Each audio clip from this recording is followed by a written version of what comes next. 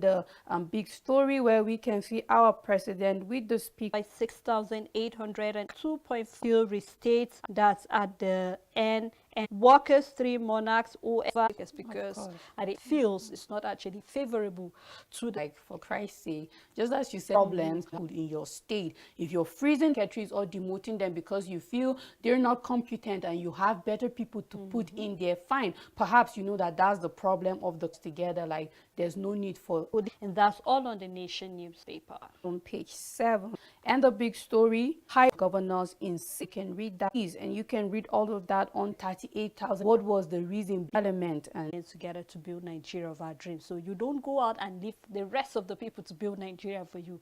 It's our responsibility together to build Nigeria. So we look forward to that. Still on Daily Sun, we have Tinubu begins 8-day foreign tour December 4th to meet Nigerians abroad. Appeal Court seeks Senate President re-election bid, restate Adibo to other Ogun PDP candidates. And on 2023 polls, INEC chairman warns staff says allegiance to Nigerian sacrosanct. Nigerian bleeding sinking, this is coming from the PDP, says nation requires qualified individuals to rescue it from collapsing. You can read more of that on page 8. Buhari's in-law, Sha'aba, dumps the APC, claims party has no regard for rule of law. And we have Governor Adeleke, State Assembly, fight over executive orders on MBL and others. Government presses ahead with we have the, I think that story, government presses ahead with grazing reserve ranches, rescue note of 8 states, 16 locations, and then convey summit on conflict December 12th. I think this issue of grazing reserve has actually been, I don't know, I think it's been over 2 years or so now since we've been having issue of all this, having all this grazing reserve for cattle. I think this was even one of the reasons why Miati Allah, I think they pressed the need to the government that for them. Yesterday we saw that on the paper, where Sultan was saying we need to put our heads together with Miati Allah to help the government fight insecurity. And even as much as I'm very not comfortable with us working with them, because for 1 or 2 reasons, we know the way they are very controversial in certain things they do. But then we saw even when Gumi said that for this insecurity to really reduce to its minimal, we have to look into having a ministry, nomadic ministry, where we look into cattle ranching. So I just hope that we really sit down thoroughly and reason this, even though we are seeing that already 8 states have given a nod and we have 16 locations have been conveyed. So there is a summit I'll be holding concerning all of that. But I hope that in as much as we are doing that, we should also look at the farmers. What do they have at the end of the day? We shouldn't just look at the headers on one side. How about the farmers? What compensation will they be given for all this period of years that cattle have done lots of damages to farmlands and all of that thing? So I just hope that in as much as the government is pressing ahead with that reserve, I just hope that we reason carefully that at the end of the day we will not step on other people's toe while trying to make other people feel happy at the end of the day. There's just a need for the government to sit down and bring out exactly how this will be successful.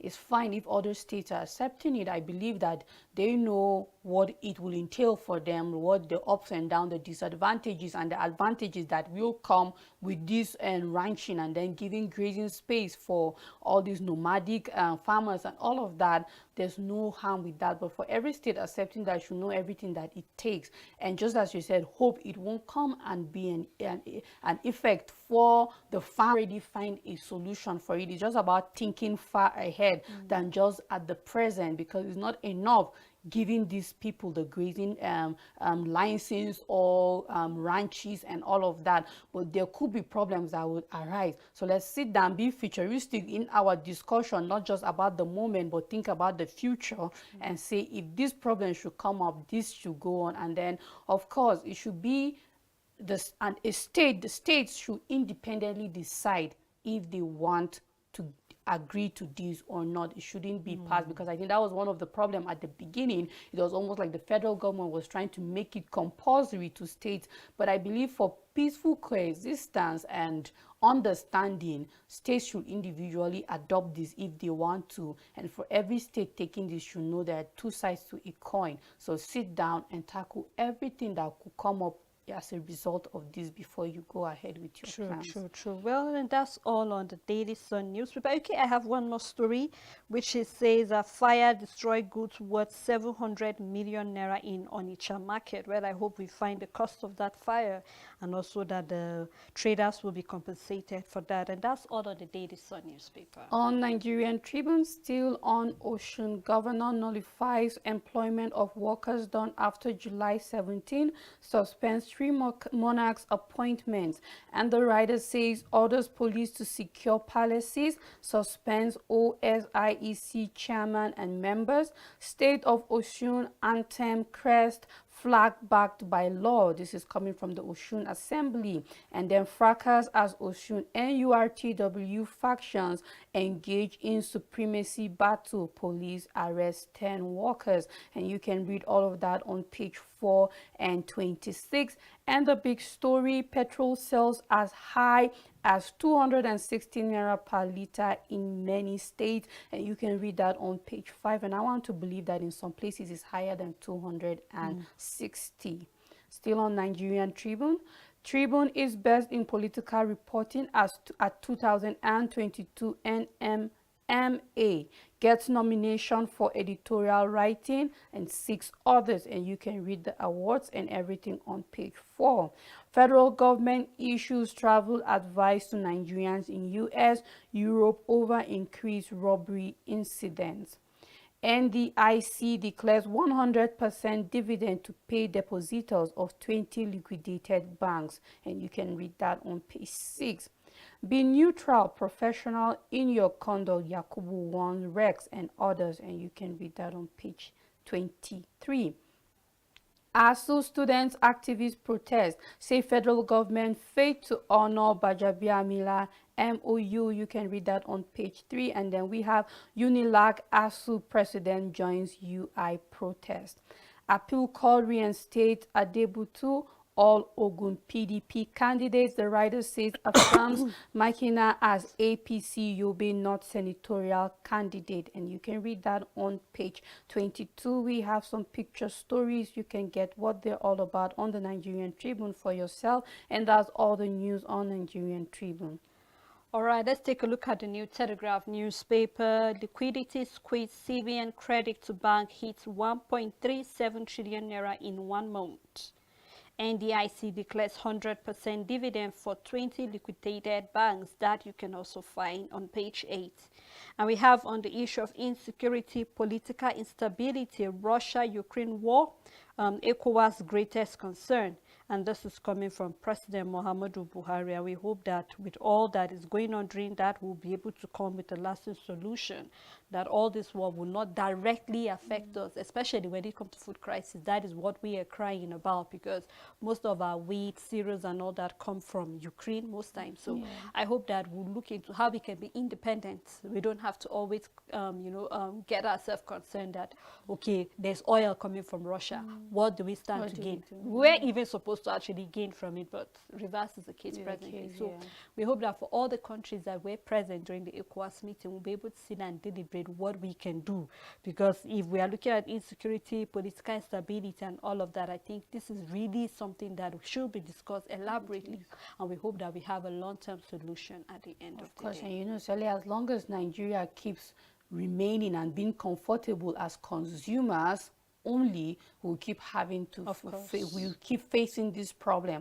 So I'm looking forward to where we wake up and we have other countries depending on us, not for raw materials but for finished goods. I'm looking forward to where we are not exporting granite alone, but we are exporting products that are finished, processed products to other countries that, of course, we are bigger than them, we can do better, that can depend on us for their supply. And I believe that until we are able to balance our trade in that aspect, Nigeria will keep struggling. We'll keep struggling when it comes to import and export and our consumption, because we solely depend on other countries, whereas we could be in a position where others are the ones depending on us, not just for crude oil, not just for crude oil, but many other finished products. Because as I say, we have a lot of cash crops in this country. It's just left for us to decide to cash on them. And how do you cash on this product? Process them, import them to other countries, build up industries, and make these goods finish and export them to other African countries within that you are doing better than economically and all of that. But then I believe that we will have an administration that will come in and look into that and see how we can make more money with our export rather than spending on what we consume. Of course, you know, when I was seeing, and I think just recently, Ghana using, instead of actually using the dollar to buy oil, they're presently using gold to buy that. You know, now it's more like a trade by barter. We give you this and we get oil. So I think we should also grow to that level. What can we give rather than always using the dollar? And then I think with that, we actually strengthen the currency of the country. So we look forward to all of that too. Still on the New Telegraph, we have Nigeria, most indigenous people on earth. This is coming from the Chief Justice of Nigeria. Federal government to suspend work on the Lagos-Ibadan Expressway. And we have Lagos warn against indiscriminate storage of petrol. That you can find on page 6. Well, if you want to stop that, you have to make the petrol available, because it's one thing for you not to make it available and stop Nigerians from doing that. But then still, we are against this indiscriminate storage of petrol, because the more you store it, it makes it very difficult for other people to have access to it. The big story says on travel advisory, why Nigerians should be on alert in the US and UK and others, coming from the federal government, launches trade information portal. That you can find on page 4 and 8. There's no food shortage in Nigeria. This is coming from the federal government. Blames the global inflation for hiking prices. And then we have raises the alarm over increased level of poverty in Nigeria. Well, I just hope we stop living in denial. Yes, of course, there is no food shortage in Nigeria. But then I believe with the flood, there are possibilities. We might see that in 2023. How much were farmers able to harvest? Because it was supposed to be a bumper September, because the rains are going, so you should be going to your farm to harvest. But we saw what the flood did. Now, if we are saying that we are blaming global inflation for the hike in prices, whether we like it or not, it has affected us.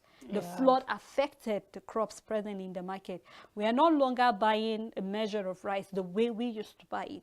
We no longer get pepper and tomatoes at the same rate. It's supposed to be like, especially here in the plateau, this is supposed to be a time where you could go to the market and get these vegetables at a very cheap price. This is the time where most time this is what we send to our loved ones that are living at the east, at the south, that don't have all of this thing. But then presently, you can't even touch a basket of Irish potatoes. You can't. And the moment you hear the price, like, wow. And we are the ones actually farming and producing all of these finished goods. So I think that in as much as we are saying the global is if there's inflation globally, but then what can we now do as a country to see that the citizens do not actually feel its impact very well? We're still having issue with petrol, whether we like it or not. If there is no petrol, definitely it will increase the price of goods. How do you expect the farmer to transport his goods from the farm down to the market? The roads are bad and all of this. So all of these are factors that have contributed to food inflation, and definitely the flood have made it possibilities that there might not be enough food to go around come 2023. So I hope we do something. You know, I was in a cab, and then one of the driver was saying that he believes that most of these politicians have stored these goods or have stored food in their barns, and that they are going to destroy it. In as much as I try to talk him out of it, but then these are the way, one out of many Nigerians, this is what they believe, that most of these high and mighty people have food stored somewhere, but then the common Nigerian cannot even have access to that. So I hope that we look inward and say, what can we now do? This is the right time for us to go into the irrigation farming. Is fertilizer available? Are seedlings available? What is the CBN doing to give soft loan to farmers? These are some of the questions that we should be having presently, rather than living in denial. Because whether we like it or not, the longer we stay and keep saying we are not, it's a matter of time reality will face it or not. So I hope and I believe that the government will look inwardly and do something about that. And you know, it's not only denial, but we just have the habit of pointing fingers and trying to just blame something else for what is obviously our own problems, our own fault, that we didn't do one thing right or another. And scarcity, okay, you say there's no food scarcity, but I want to believe that scarcity is not just that there is no food in the market, but the affordability and the accessibility of that food is also scarcity. So what if there's tomato in the market? If I can't buy tomato, it means it's scarce for me. It means I can't afford it. It means I can't access it. And whether we like it or not, let's twist the English anyhow, there's still scarcity of this food. And even when we try to say it is a global inflation, we agree. But if you are to sit down and see the inflation in UK, the percentage compared to our own percentage is very different. Is high and is outrageous, is nothing compared to our kind of inflation. Yes, there is a global inflation, but let's look at the percentage. Over the months, we are seeing how it keeps going to 22% and all of that. When you sit down and see the inflation rate in the UK, it's not as high as ours. So are we still going to blame them or the global inflation to why ours is that high? Of course there is increase, but you look at it from January down to December, the increase in prices of food is like double. Some have gone 3 times more than how they are, but that's not how it is globally. Other countries, yes, are facing inflation, but it's not like ours. So why is ours different? Why is ours high? Is it truly the global inflation we are to blame? Because some of these countries started seeing it in the last quarter or there about the middle of the year, but not from the beginning like we started seeing it. So we just keep pointing fingers and denying. What about the fuel scarcity, the oil theft? Are we also going to blame other? Because whether we like it or not, fuel scarcity, oil theft is one of the reasons causing our inflation. So are we still going to sit down and blame it on the global inflation?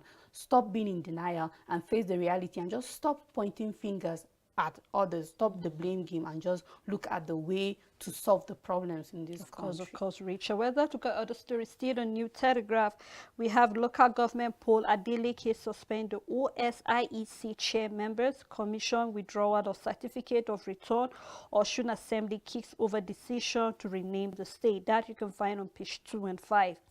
Ekiti Obas to Arisoba, withdraw your case from court as monarchs intervene in assembly crisis. And on the issue of ASU, fresh crisis looms over unpaid 8-month salaries.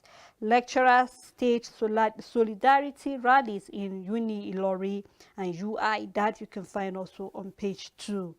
And on 2023, we are interested in who becomes the next president. This is coming from the Sultan. Attack will not affect preparation for polls. This is coming from INEC, says over 67,000 PVC yet to be collected in Kebbi. And then we have Buhari's in-law dumps APC over over primaries. Downside, we have a study that says skipping meals linked to heart disease and premature death. So I hope that we take that study seriously, the effect of actually skipping meals. I know some people that are actually fond of that, so I hope that they actually rectify that, especially breakfast. We know how important the breakfast is, you know, because it's said to be the most important meal of the day. So I think everybody needs to grab the New Telegraph and read that study because it's very important for everybody. And that's all on the New Telegraph. On the Matrix newspaper, appeal court affirms Bashir Machina as APC candidate for UB North. Your new rank comes with greater responsibility, Chief Justice of Nigeria says at the swearing in of the San. And then still on Qatar 2023 Portugal Brazil secure round of 16 slots. And the big story, NDIC declares 100% dividend to pay depositors of 20 liquidated banks. And still on Osun State, Governor Adeleke bars his fangs. The rider says sacks OSIEC chair, dethrones 6 monarchs, sacks 30 permanent secretaries, 12,000 workers. Governor and Osun Assembly set for showdown. His actions constitute a breach of the law and could be impeached. This is coming from Nigerians. PDP has only 2 members in the House of Assembly, one to tread carefully. Still on the Matrix newspaper, Nigeria warns citizens about money passport theft in US. Europe urges citizens to be careful. Naira notes redesign will control inflation in Nigeria. This is coming from Dawn. Police arrest 30 suspected railway vandals. Following racism concerns, World Health Organization moves to rename monkeypox as Mpox. Another downside of the paper, we have APC launches crowdfund app for Tinubu Shetima campaign today. There's a picture story with Governor Ademola Adeleke, and that's all the news on the Matrix. You know the story about World Health Organization renaming monkeypox to Mpox. Even though in as much as they are trying to control racism, I think there's much more we can do than that. Renaming it will not stop racism. It won't. But there are more effective and deliberate actions we need to take. Even though I know on their own end as a health organization, they are trying to do more. But then what can other organizations do? What is the government doing? Globally, what are we doing about racism? We have issue where we had Black Lives Matters and lots of all these things that come up from racism. Yes. And so I hope that in as much as World Health Organization is doing their best in changing the name from monkeypox to mpox, will not change the fact that we still have racism. Except we are deliberate. We move together and know that regardless of your skin color, regardless of where you come from, we all believe in one thing, which is unity. As a nation, unity globally. So I hope that we look further, not just hope that we all come together to see that we kick against racism no matter what it is. Of course, like monkeypox is monkeypox. Like I don't even see a need for changing the name for racism, because if we understand very well, racism is a mindset. That's what it's all about. Racism is a mindset, the way the other race view the other race, how we think, how we see one another, the superiority you feel is a mindset. I feel the only way to tackle racism is changing the mindset.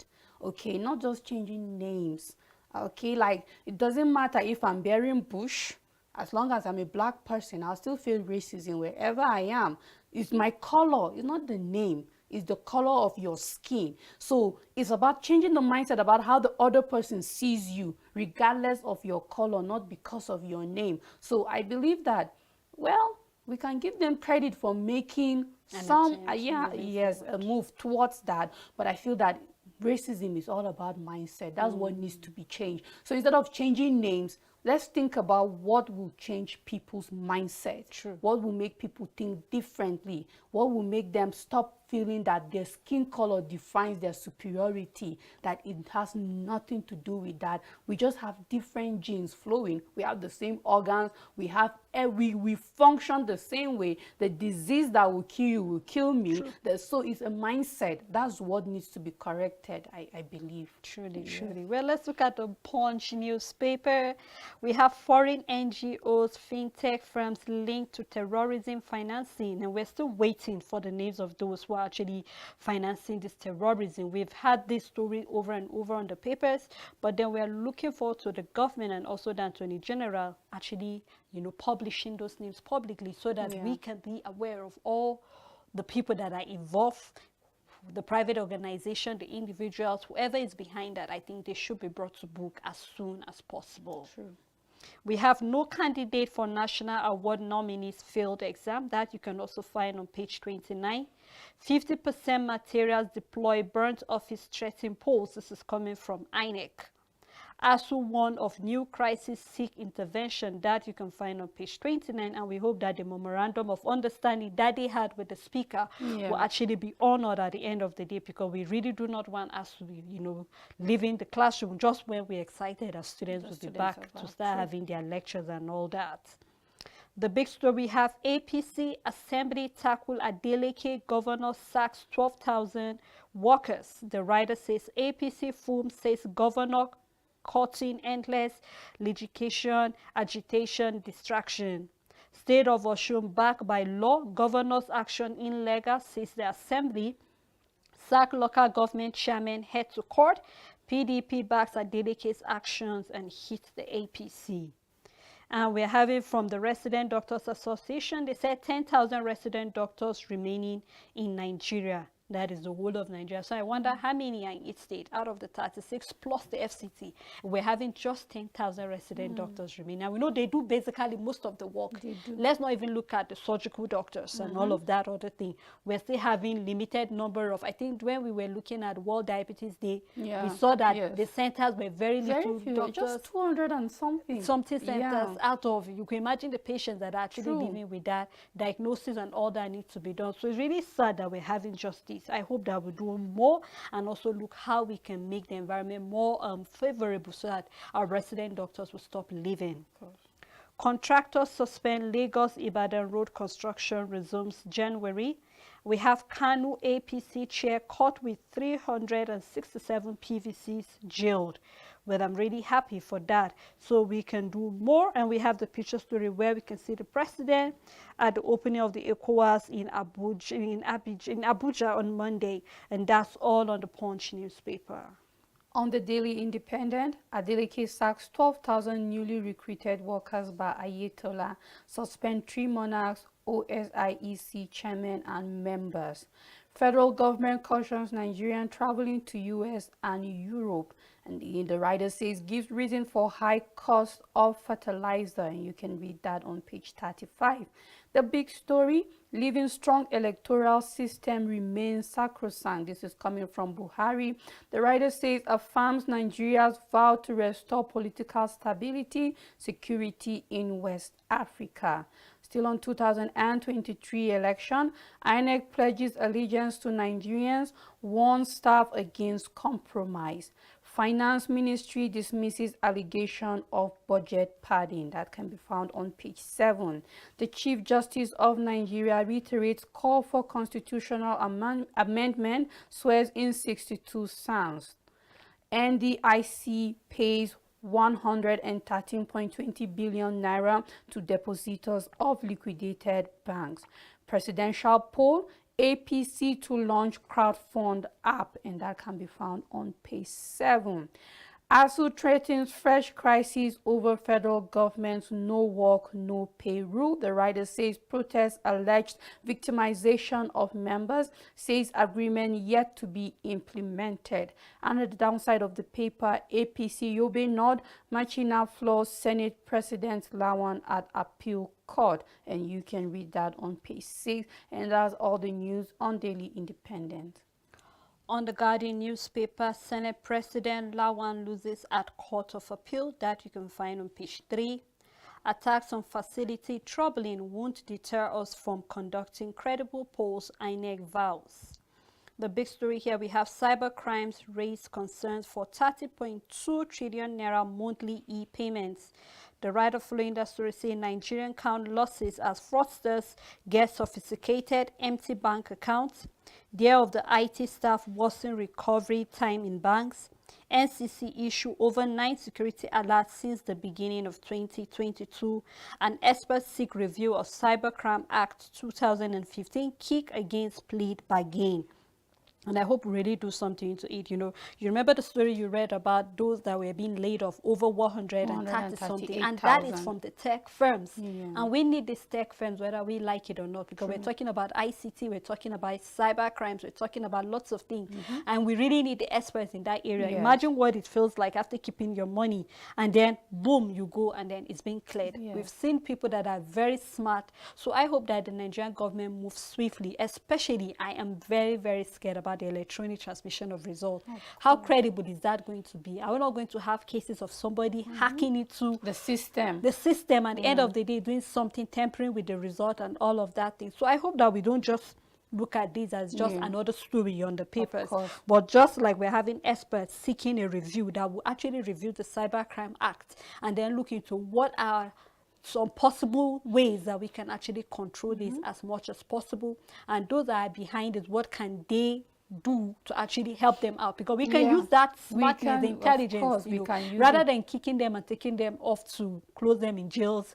We can use that brain. You have the brain to do that, then you can actually change the Nigerian system. So we look forward to that. Of course, when you get those people, instead of just putting them in jail, you take them, their punishment should be something like we will sponsor you to go to school, because a lot of these very intelligent people that I've seen news about didn't even go to school, just developed the interest for tech and all these programming and all of that, and before you know it, they're into this fraud just on their own because they have that intelligence. So instead of treating them like mere criminals, of course they are criminals, we are not saying they're not, but how about the government take them, says we are going to take you to school, but you're going to work for the government. We need your genius idea. True. We need, because for somebody to be able to self teach themselves, let me put it like that, then it means that this is a genius and they just need a little push for them. Just as you said, let's not just throw them out there, because you're still making more of a criminal out of them. Like, you're just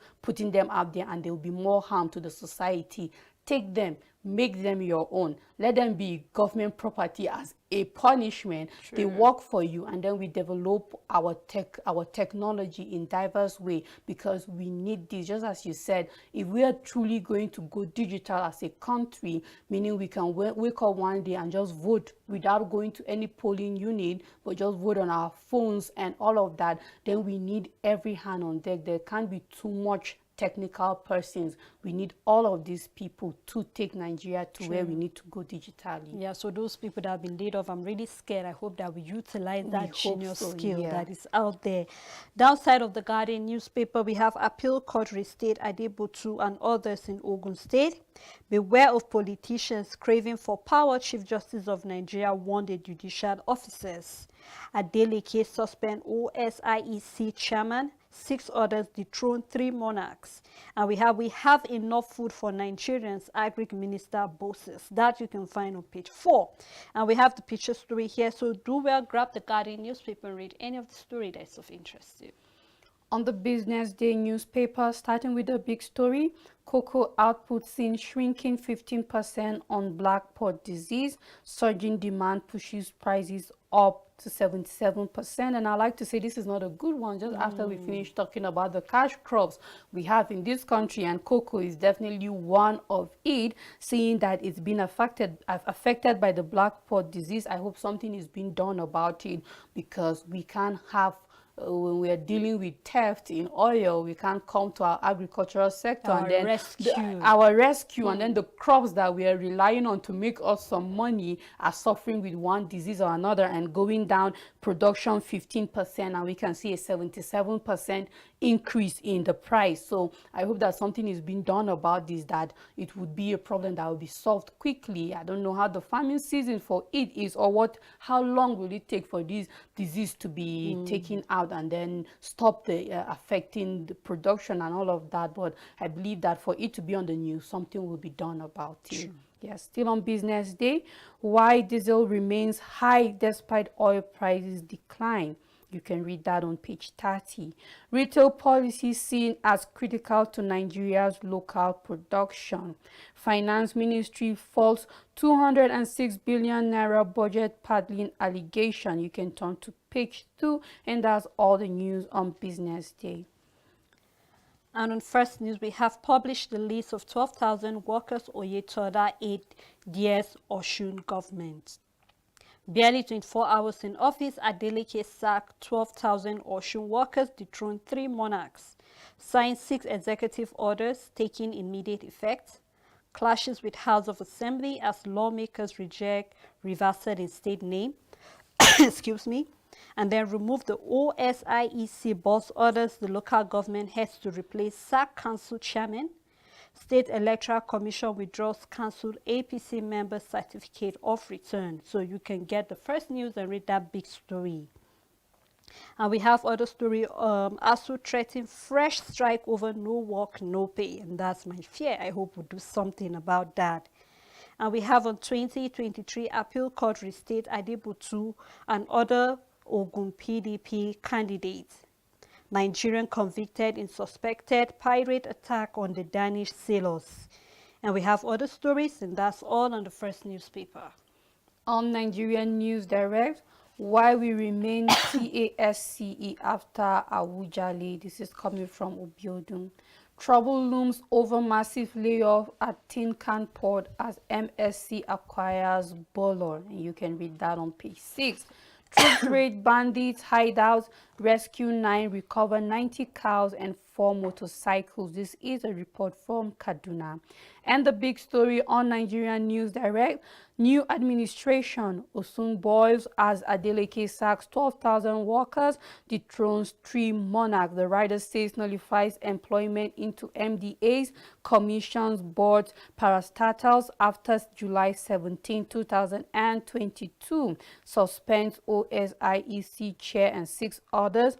Lawmakers fight back drag legality of state slogan with governor. And then there's OSIEC withdraws certificate of return from chairman and then councillors. And all of that can be found on page 2.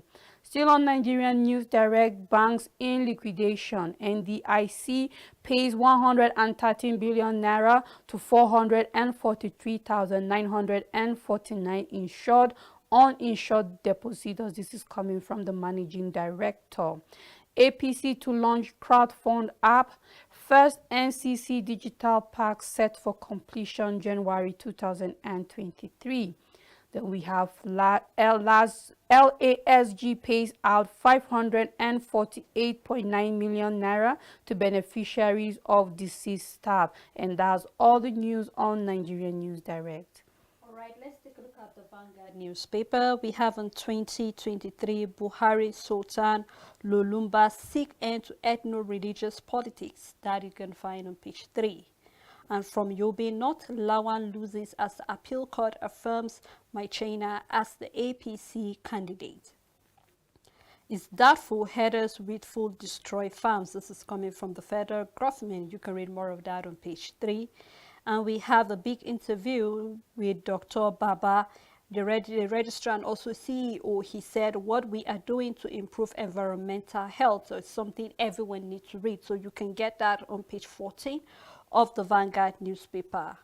Forex flow falls by 36% to $17.4 billion. You can read more of that also. The big story on Vanguard we have on terror war. 889 hardened Boko Haram fighters for trial. The writer following that we have for persecution at Kanji, Niger State, says Major General Musa. 323 detained transferred to Operation Safe Corridor Gombe for DDR. Zulum apologizes to Atiku over attack on convoy in Borno. That you can find on page 9. And still on 2023, attacks on INEC facility, unfortunate, coming from the chairman, Yakubu. On 2023, still beware of politician, Chief Justice of Nigeria warned judges. And we have 2022 Merit Award. Federal government disqualifies all the 32 nominees. Nigeria issues travel advisory to citizens visiting the US and Europe.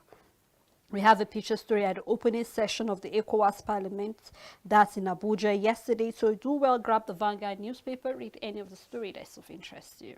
Sarah, before we move to the next paper, I just found a story that kind of irritated me. It's doubtful herders willfully destroy farms, and the fact that it's coming from the federal government doesn't make sense to me. You make it look like these cows are just on their own and nobody is there guiding them or going with them. The herders are human beings like you and I. They have eyes, they see, they can see the road, they know when it is a farm, they know the path. The farmers don't walk through their farms, they have a path to the farm. So why are the herders not following those paths but going through the farms? And you, for some reason, are saying you doubt if they willfully.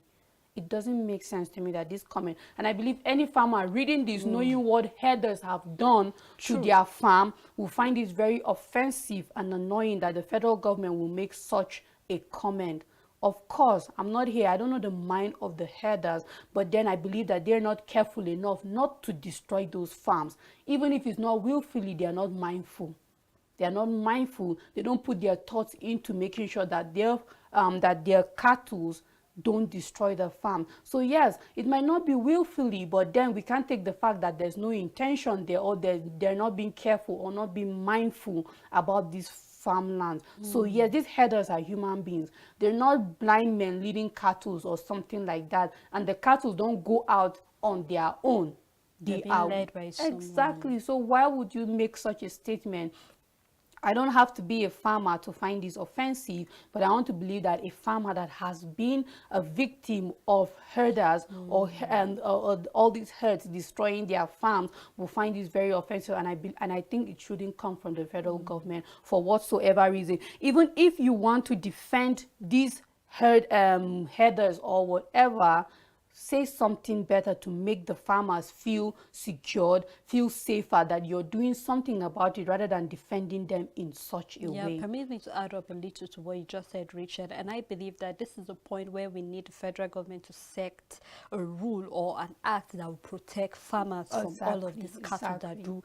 What is the punishment when your cattle just willfully enter my farm and destroy my crop? This is my livelihood. True. What is the punishment for that? In as much as we're trying to make sure that the herders actually have something that they can hold on to. That's why they are looking into the ranching reserve, the grazing reserve for them.